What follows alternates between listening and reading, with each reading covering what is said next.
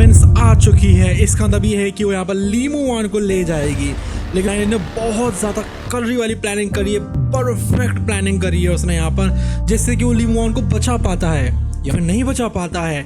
चलिए देखते हैं कि किस तरीके से वैगलन यहाँ पर पूरी तरीके से डिस्ट्रॉय कर देगा हेवेंस को और यहाँ पर वो ली मू-वन की सोल को बचा पाता है या फिर नहीं बचा पाता है। तो जैसे ही हेवेंस नीचे आती है, वैगलन के दिमाग में सबसे पहले आता है कि नहीं, ऐसा नहीं हो सकता है।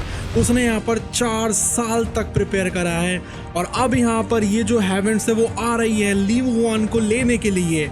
उसने इतने ज़्यादा प्रिपरेशंस करी हैं पूरे 4 साल तक, लेकिन ये क्या हो रहा है, यहाँ पर कोई एक ही बच पाएगा। यहाँ पर ज़ाओरू की सोल पूरी तरह डिस्ट्रॉय हो जाएगी और बस यही एक तरीका है जिससे कि यहाँ पर ली मू-वन को बचाया जा सकता है। ओरिजिनल प्लान तो ये था कि यहाँ पर जो ली मू-वन की नेसेंट सोल है, जो कि एक होप की आखिरी किरण थी, अभी यहाँ पर ज़ाओरू की प्री मैच्योर जो सोल होती है, अगर उसको निकाल लिया तो यहाँ पर जो ली मू-वन की अनरिकवर्ड नेसेंट सोल होती है वो यहाँ पर हेवेंस की रेत को नहीं झेल पाएगी और यहाँ पर हेवेंस पहले ही आ जाती। और यहाँ पर जब टाइम पर हेवेंस मैसेंजर आता, उसका डिस्ट्रक्शन तो पक्का था ही, उसको कोई भी नहीं बचा सकता था। यहाँ पर उसका जो दिल था वो बिल्कुल ठंडा पड़ चुका था, बिल्कुल कोल्ड था वो वैगलन का दिल। यहाँ पर उसको मान के लो किसी चीज से कोई फर्क ही नहीं पड़ता है, बस वो धड़क रहा था उसका दिल उसके अंदर, बस और कुछ भी नहीं था। 500 साल तक उसने ट्रेनिंग करी है, कल्टीवेशन करी है और अब वो कोई एक ऐसे बंदे में बदल चुका है जो कि इस केपेबल है कि वो हॉरिफिक डिसीजंस भी ले सकता है। उसने यहाँ पर इसलिए डिसीजन लिया था ताकि वो ली मू-वन को बचा सके और ज़ाओरू को सैक्रिफाइस कर दे। उसके लिए मुश्किल था, लेकिन उसका दिल पूरा पत्थर का बन चुका है ऑलरेडी, इसलिए वो यहाँ पर ज़ाओरू को सैक्रिफाइस करने के लिए तैयार हो जाता है। उसकी जो आंखें रहती हैं वो उसकी ओर पड़ती हैं। वो यहाँ पर पीसफुली सोने में लगी हुई थी।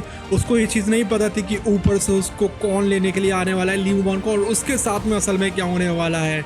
एक जो शांति रहती है पूरे चैम्बर में फैली पड़ी थी। वैगलन कहता भी है कि उसकी जो फैमिली है वो आने वाली जनरेशन्स तक मज़े करेगी, प्रॉस्पर करेगी आराम से, क्योंकि मैं उसकी यहाँ पर लाइफ ले रहा हूँ, इसलिए मैं उसकी फैमिली को बहुत ज़्यादा रिलैक्स दूंगा। आने वाले बहुत टाइम तक वो लोग आराम से रहेंगे। अभी ये जो दिन था वो फाइनली आ चुका है। जो यहाँ पर कॉस्मिक क्लॉक रहती है वो हैमर की तरह मान के वैगलन की वो पड़ रही थी, क्योंकि वो टाइम जो रहता है वो इतना कठिन होने वाला है, क्योंकि यहाँ पर उसको फैसला लेना पड़ेगा।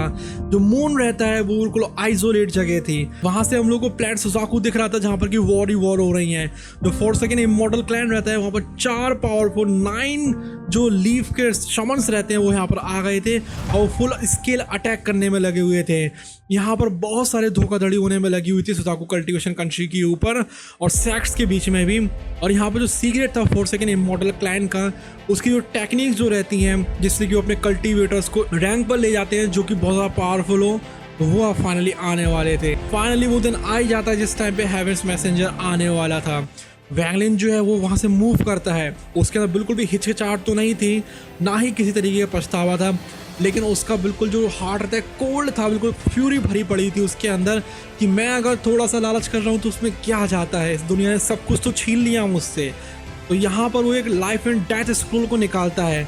एंशिएंट पावर उसमें से निकलती है जो कि कमांड करती है कि उसकी जो ओरिजिनल बॉडी है जल्दी से आकर ज्वाइन हो जाए। हैंड रहता है पूरा शैटर हो जाता है और यहाँ पर जो लाइट रहती है उसमें जाकर वो डिसॉल्व हो जाता है। लेकिन जो मैसेंजर रहता है वो अब पूरी तरीके से प्रिपेयर था। वो 2 हाथों को भेजता है एक बार में, जो कि बिल्कुल चिल्लाने में लगे हुए थे। मान के लो पूरी रेड लाइट जो रहती है चिल्लाती हुई बढ़ रही थी वैगलन की तरफ। जो वैगलन की ओरिजिनल बॉडी रहती है वो एक टावरिंग जायंट में बदल जाती है, वो रोर करती है, जो कि दिखा रहा था कि यहाँ पर वैगलन ऐसे तो हार नहीं मानने वाला है। वैगलन के हाथ में था कि स्क्रोल, जो कि दिखा रहा था कि यहाँ पर उसके डिफेंसेस कितने ज़्यादा पावरफुल हैं। एक ग्रे जो व्हील लाइक जो ऑब्जेक्ट होता है जिसको कि यहाँ पर एक रीइंकार्नेशन साइकिल पावर्ड कर रही थी, वो यहाँ पर आता है और यहाँ पर मटेरियलाइज हो जाता है और उसकी वजह से वो वैगलन तक पूरी तरह ट्रैप हो गया था।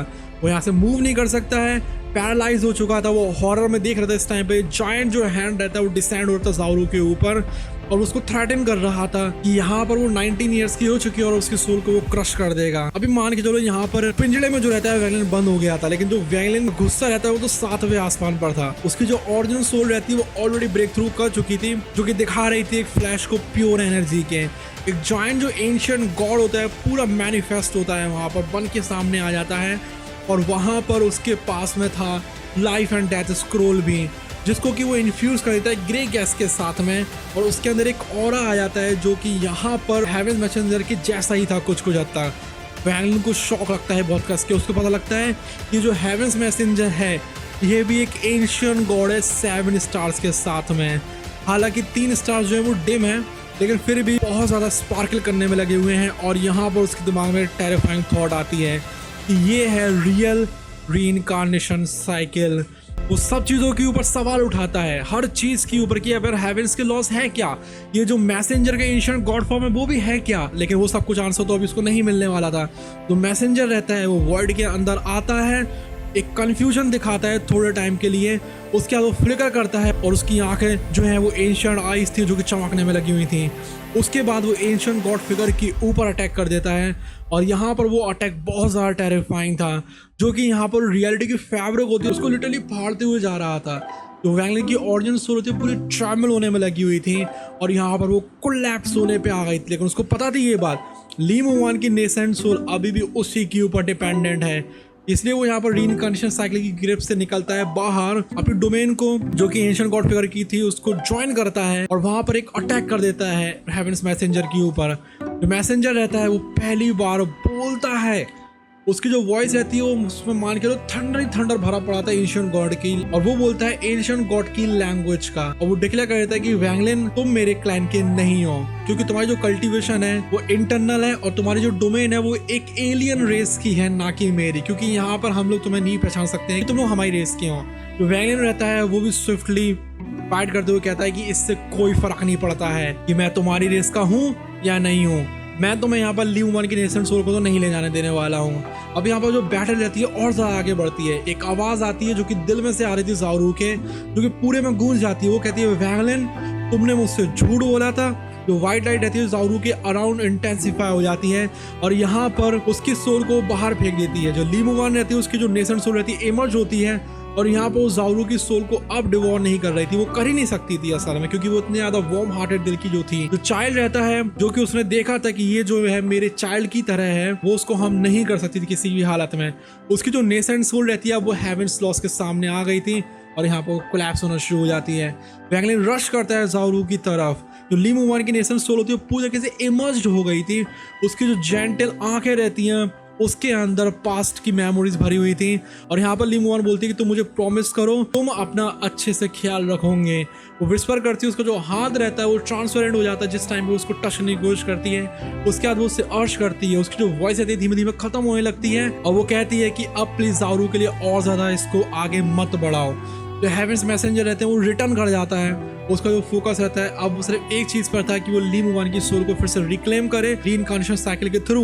लेकिन जो वैंगलिन रहता है अब वो डूब चुका था दुख ही दुख में। अब उसका था ही कौन इस दुनिया में, वो अगर कल्टीवेशन करे भी तो करे किसके लिए। लेकिन वो डिक्लेयर कर देता है कि मेरी परमिशन के बिना ये बात तो भूल जाओ कि तुम यहाँ पर असली हेवेंस लॉ नहीं हो, लेकिन अगर तुम होते भी ना तो तुम इसको किसी भी हालत में नहीं ले जा पाते। वो एब्जॉर्ब कर लेता है ली मुवान की नेसेंट सोल को अपनी हेवन डिफाइंग बीड में, जिसकी वजह से यहाँ पर वो कुछ भी नहीं कर सकता हेवेंस मैसेंजर। वो यहाँ से वापस चला जाता है और वैनिश हो जाता है ग्रे क्लाउड्स में। तो वैनिश रहता है उसका रिटर्न कर देता है ज़ारू की सोल को उसकी बॉडी में। उसके जो सोल्जर्स रहते हैं वो शेक होने में लगे हुए थे क्योंकि वैनिश बहुत ज्यादा सैड था और यहाँ पर वो पागलों की तरह हंसना शुरू कर देता है। हेवेंस को कोसता है पूरा मन भर के और कहता है कि इस बार तो तुम मुझसे आगे निकल चुके हो। वो सोचता है कि मैंने यहाँ पर कितने ज्यादा अटेम्प्ट करे थे इससे कि मैं फेट को बदल सकूं, लेकिन देखो मैं नहीं बदल पाया। और ये था वैंगलिन वर्सेस हेवेंस मैसेंजर की पूरी fight.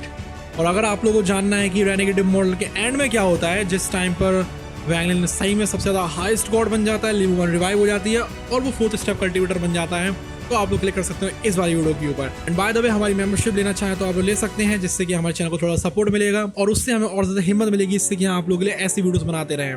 Till then bye bye, love you, take care.